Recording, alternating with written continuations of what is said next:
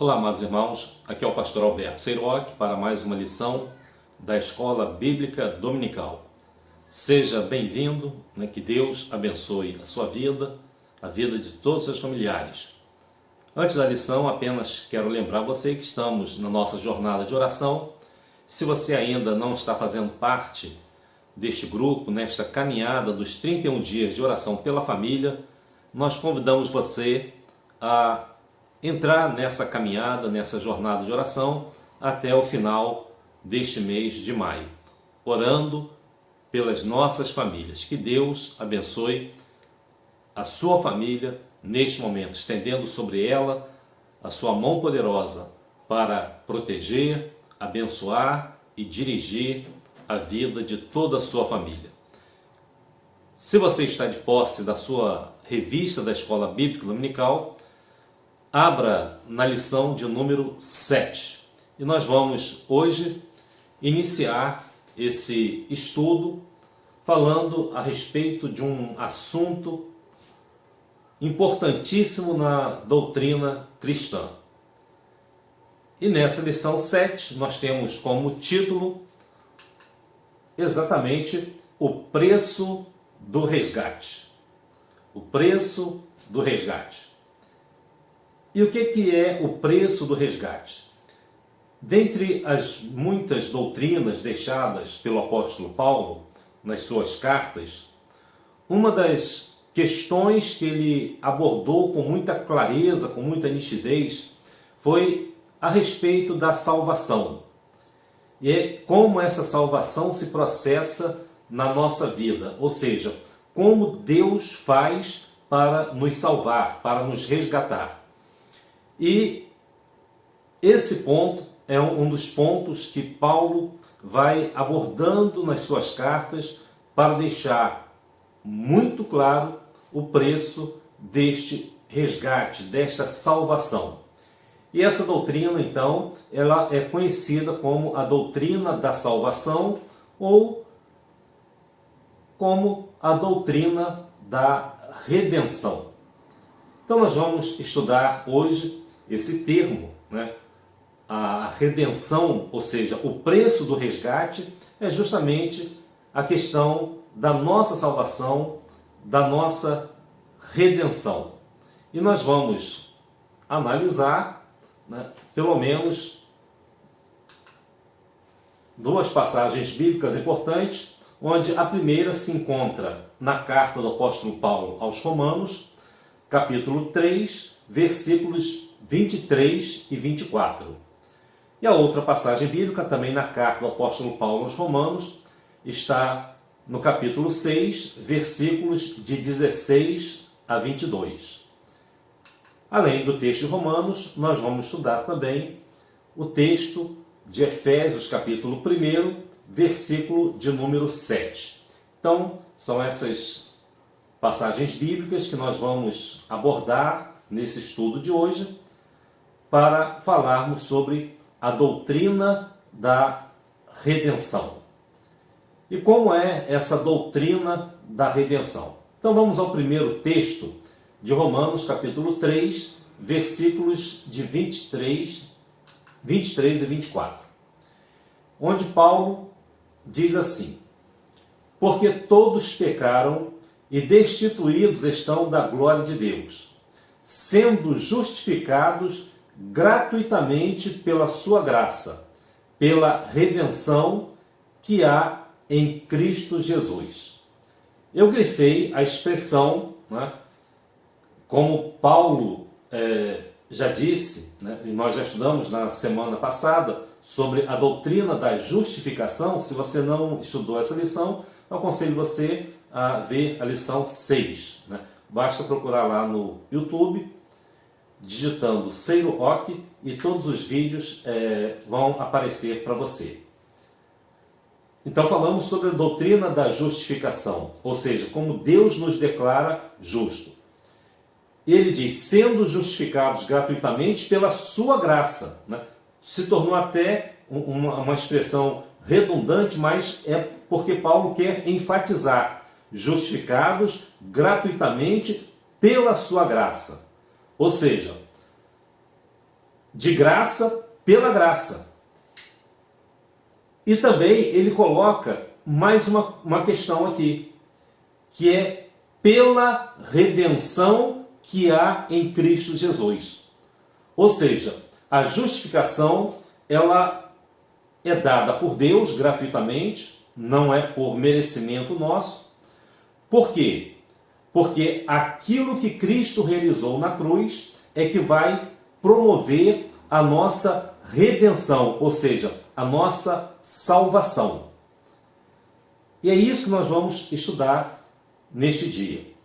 A doutrina da redenção, a doutrina da salvação, como Cristo ele vai nos salvar através da sua morte na cruz. Ele já nos justificou e agora ele vai nos redimir.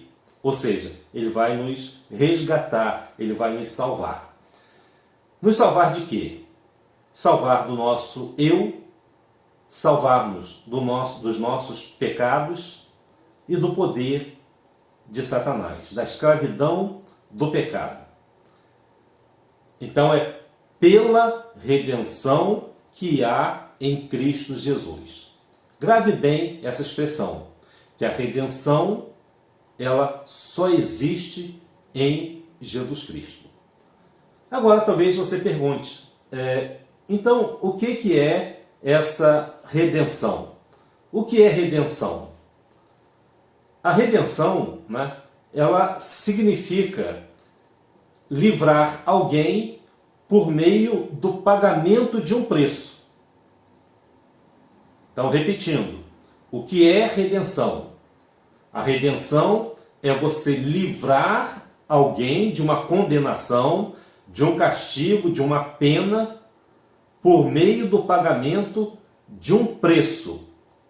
E esse preço, normalmente, a pessoa que é redimida, ela não tem condições de pagar. É um preço muito alto. Então, por exemplo, no direito brasileiro, no processo penal, nós conhecemos o Instituto da Fiança, né?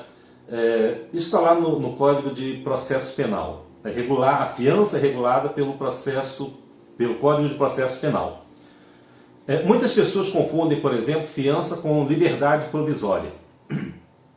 Mas são duas coisas que não se confundem. Por exemplo, se você comete, né, um crime, existem duas possibilidades. Existe a possibilidade, dependendo do crime que você cometeu, né, você é acusado do crime, e você, durante o processo penal, você pode responder em liberdade. Então, se você atender aos requisitos da lei, assumindo as obrigações que são impostas pela lei, então você pode responder o processo através de um canal, né, vamos dizer assim, de um instituto chamado liberdade provisória. Então você responde livremente o processo até o seu final. A fiança é diferente. Você cometeu o crime, você está sendo acusado, então você vai pagar um valor, né? É uma garantia que você vai ter que dar. É um dinheiro que você vai ter que pagar. Ah, mas eu não tenho dinheiro. Não importa, você pode pagar com pedras preciosas, metais, né, outros objetos preciosos que você tem. Você pode colocar, né, tudo isso ali para pagar a sua fiança. Então, qual é o objetivo da fiança?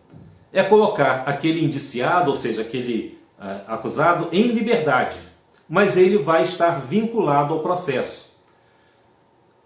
Quando o indivíduo paga a fiança, ele está livre? Não. Na verdade, ele só vai responder em liberdade. Ele vai ter que comparecer a todos os atos daquele inquérito, ele vai ter que comparecer à delegacia quando ele for convocado, intimado.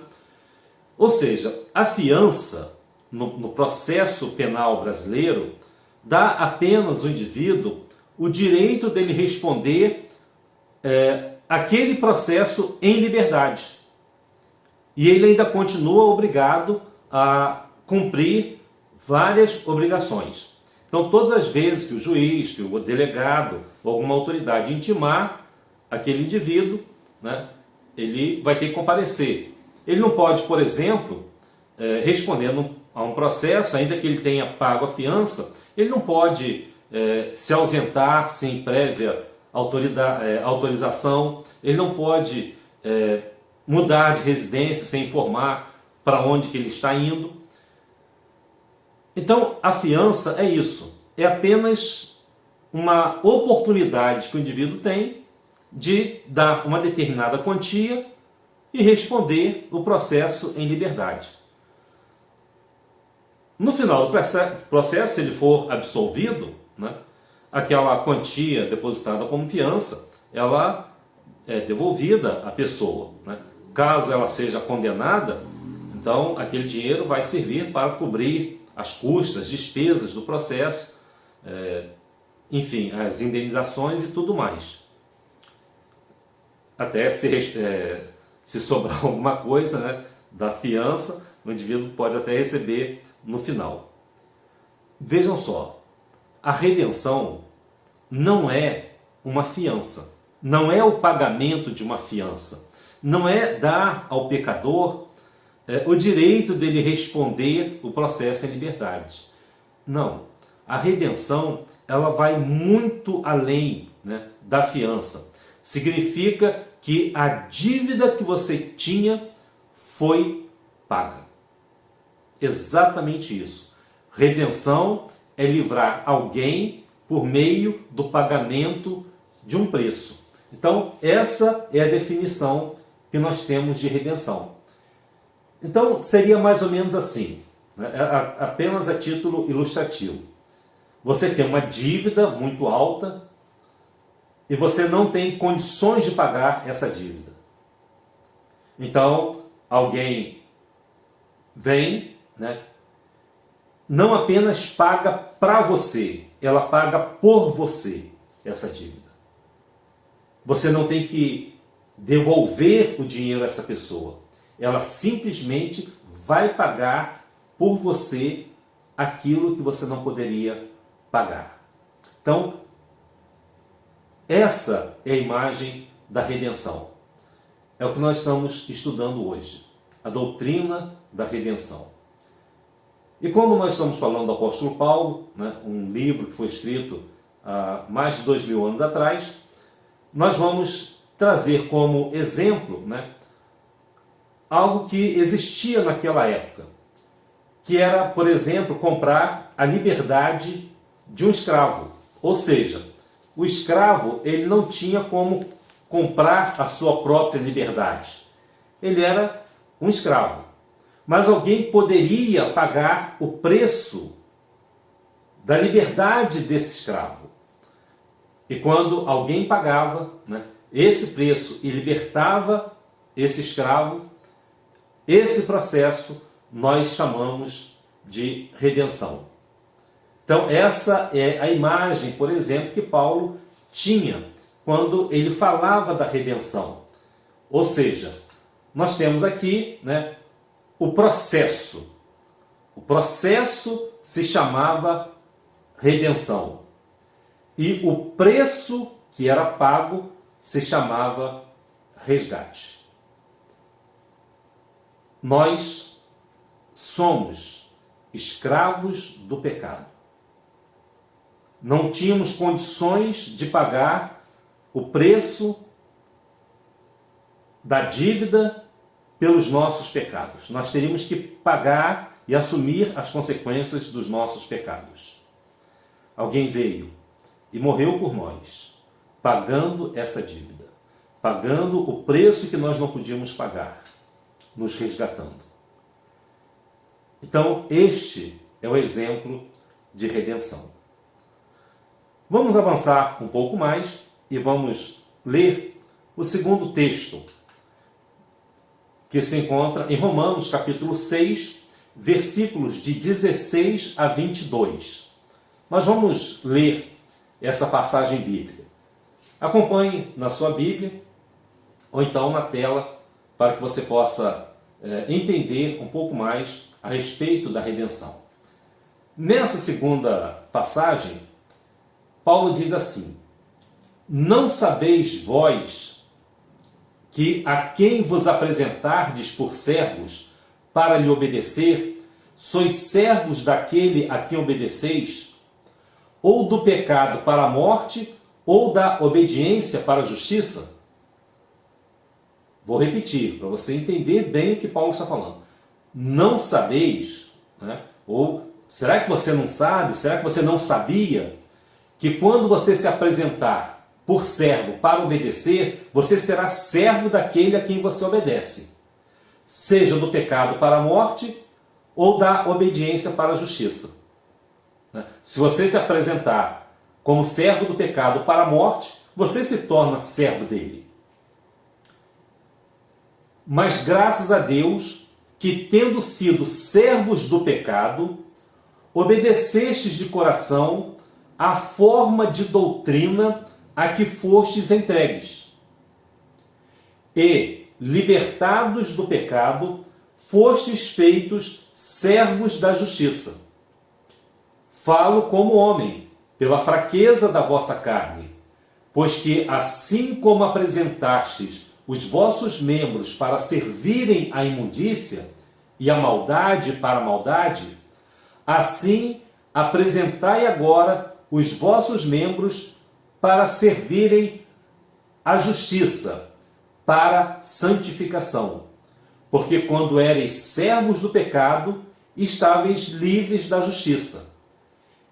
E que fruto tinhas, então, das coisas que agora vos envergonhais? Porque o fim delas é a morte. Mas agora, libertados do pecado e feitos servos de Deus, tendes o vosso fruto para a santificação e, por fim, a vida eterna. É uma passagem maravilhosa, né? Surpreendente, aquilo que Paulo está dizendo aqui. Ele está dizendo o seguinte: você se apresentou ao pecado e, ao ter se apresentado ao pecado, se tornou servo do pecado. A Bíblia diz: todo aquele que comete pecado é servo do pecado. Agora, voluntariamente você pode se apresentar a Cristo para viver uma nova vida, para buscar uma nova natureza, para buscar uma nova experiência, para entregar a sua vida para a santificação. Quando você estava como servo do pecado, você estava livre da justiça. Agora, quando você se entrega, né, a Deus, você sabe que, uma vez estando libertos do pecado, se tornando servos de Deus, você vai produzir frutos para a santificação. É por isso que nós nos envergonhamos das coisas erradas do passado. Por quê? Porque agora estamos vivendo uma nova vida. Somos agora feitos servos de Deus. Talvez você pergunte, mas qual é a vantagem de antes sermos servos do pecado e agora nos tornamos servos de Deus, servos de Cristo? Ou seja, saímos da condição de servos para nos tornarmos servos.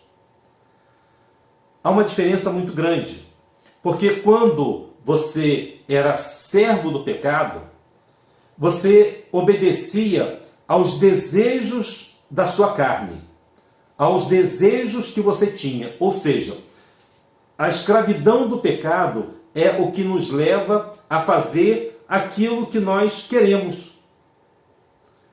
E quando você faz aquilo que você quer, na verdade você não é livre. Você é escravo do seu eu.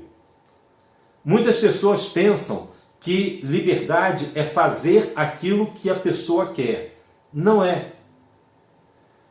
Liberdade não é eu poder fazer aquilo que eu quero.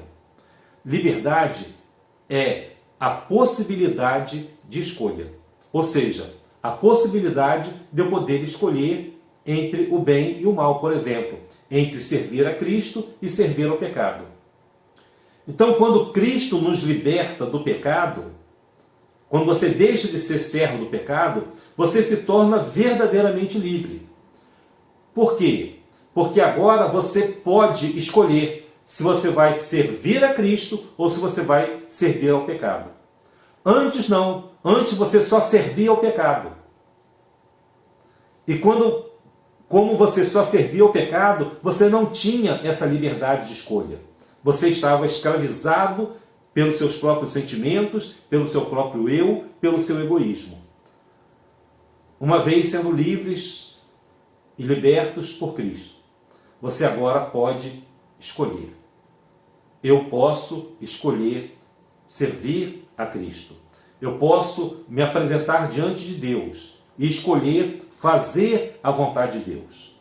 Eu posso agora viver uma vida autêntica, ou seja, a submissão, ela é diferente, né? A submissão ao pecado é diferente da submissão a Cristo. Por quê? Porque a submissão ao pecado é escravizante e a submissão a Cristo, ela é voluntária.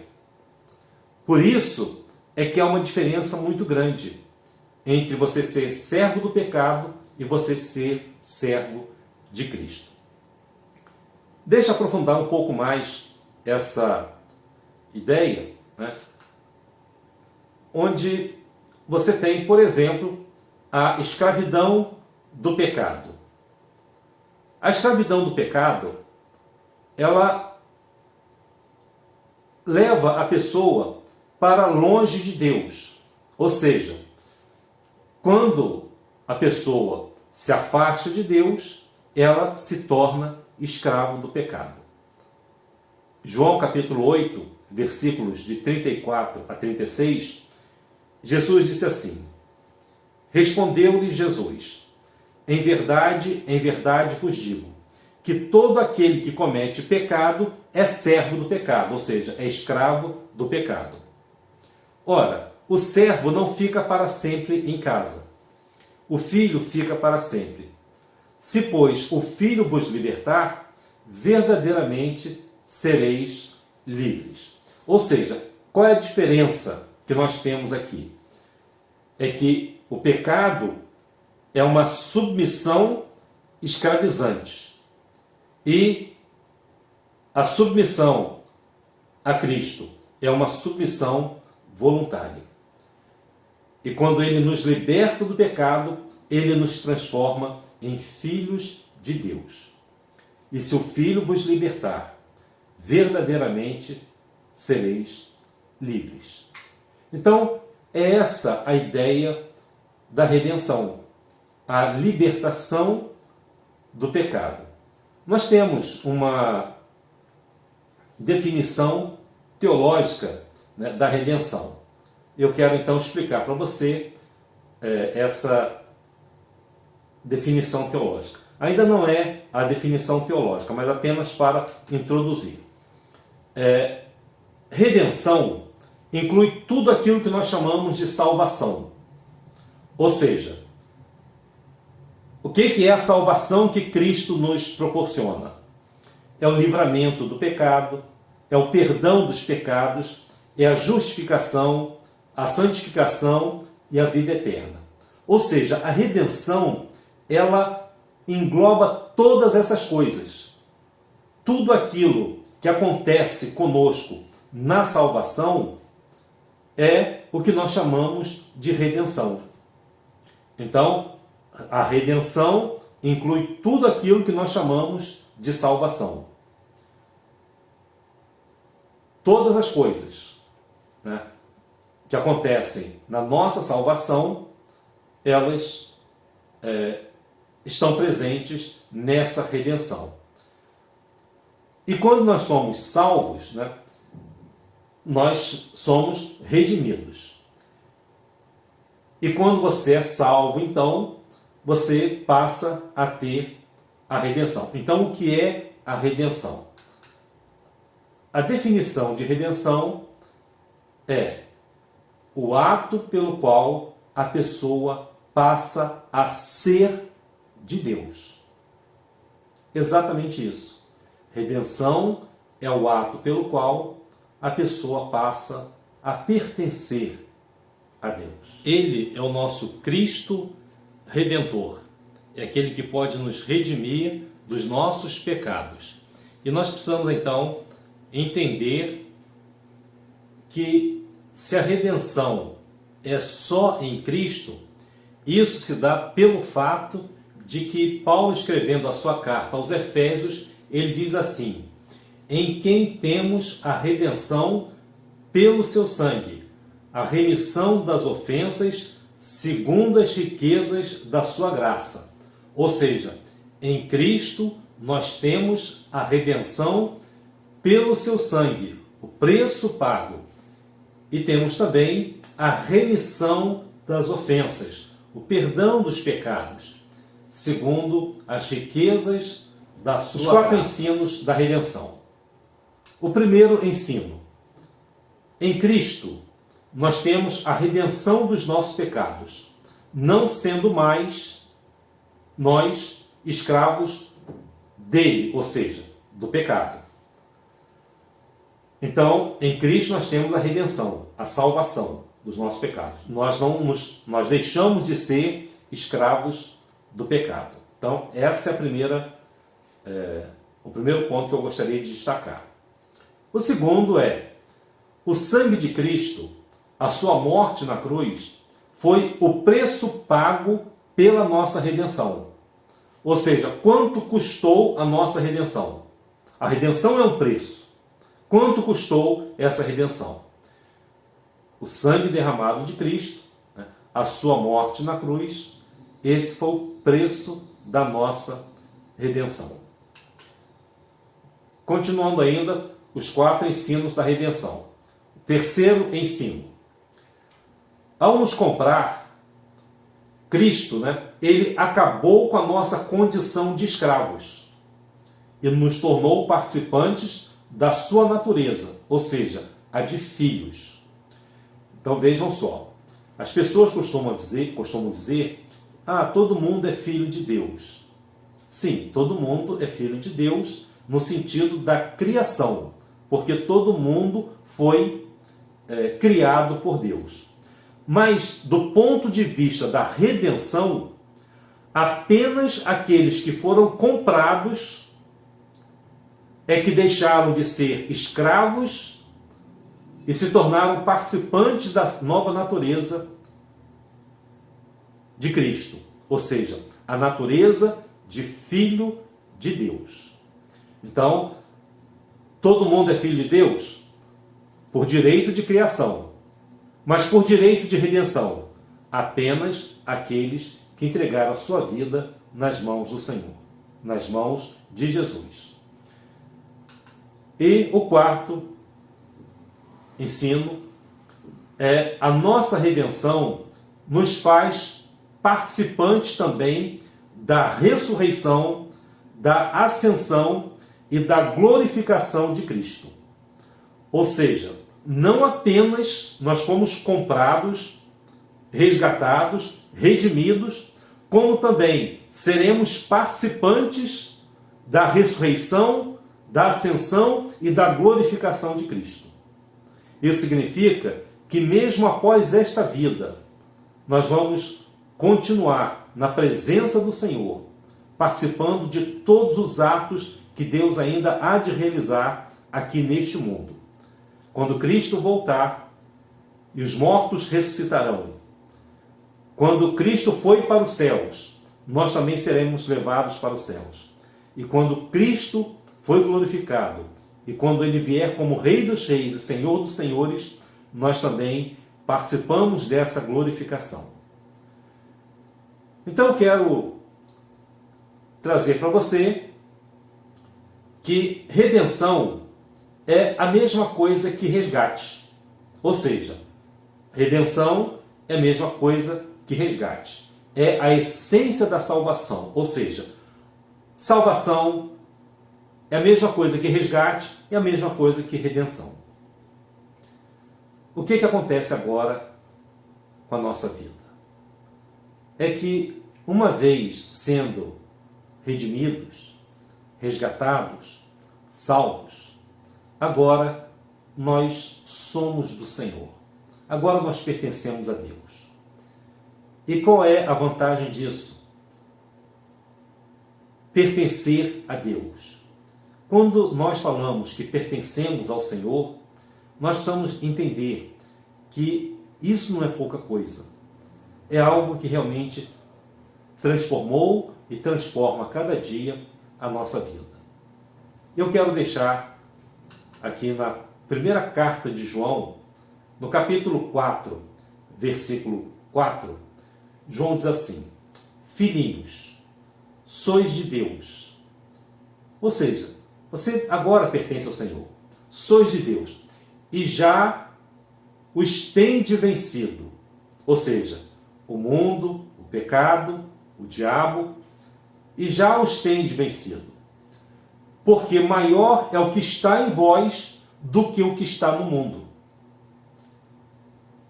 Marque bem essa passagem bíblica e veja o quão importante é ser de Deus, pertencer ao Senhor.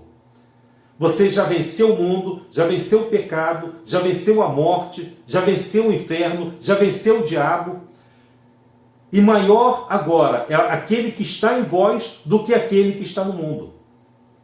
Não há nada que você deva temer. Você precisa respeitar, sim, todas as coisas. Mas aquele que está em você é maior do que qualquer coisa. É o Criador dos céus e da terra. E maior é o que está em vós do que o que está no mundo. Segunda passagem de 1 João, capítulo 5, versículos 18 e 19, diz: sabemos que todo aquele que é nascido de Deus não peca, mas o que de Deus é gerado conserva-se a si mesmo, e o maligno não lhe toca. Sabemos que somos de Deus e que todo mundo está no maligno. A Bíblia diz: o mundo jaz no maligno. Esse sistema que está aí, e você pode experimentar isso agora, nesse momento, quando estamos passando pelo Covid-19, onde pessoas escondem a cura, onde as pessoas não querem compartilhar remédios, onde políticos desenvolvem o protocolo da morte, onde pessoas estão preocupadas em comprar caixões, em abrir sepulturas. E vemos, às vezes, 1 ou 2 prefeitos dizendo: não, aqui nós não queremos abrir sepulturas, nós queremos salvar vidas. Mas isso é um no meio de tantos milhares que estão por aí. O sistema, ele é perverso. Todo mundo está no maligno. Mas se você é de Deus, você é conservado por Deus. Você é nascido de Deus. Você não tem prazer no pecado. Você é gerado por Deus. E o maligno não vai tocar na sua vida. Deus está com você. Isso não é pouca coisa. Esse é o resumo da nossa vida. É o motivo pelo qual nós servimos ao Senhor, pregamos esse Evangelho e compartilhamos essa fé. Eu quero dizer a você que, mesmo na morte, nós ainda assim somos do Senhor. Que mesmo na hora em que atravessarmos o vale da sombra da morte, Deus vai estar conosco. Como disse o salmista: ainda que eu atravessasse o vale da sombra da morte, não temeria mal algum, porque tu estás comigo, a tua vara e o teu cajado me consolam. Então, ser do Senhor é o objetivo da vida de todas as pessoas. É o motivo da existência das igrejas que pregam verdadeiramente o Evangelho de Cristo. É aqueles que querem compartilhar a sua fé e a sua salvação com outras pessoas que precisam conhecer essa verdade. Agora, nós nós somos do Senhor. E se somos do Senhor, nós somos verdadeiramente livres. Então lembre-se, somos de Deus e somos verdadeiramente livres. Eu posso escolher quem eu quero servir. E eu escolho servir a Deus. E Paulo então vai dizer, escrevendo aos Gálatas: Estai, pois, firmes na liberdade com que Cristo vos libertou, e não torneis a colocar-vos debaixo do jugo da escravidão.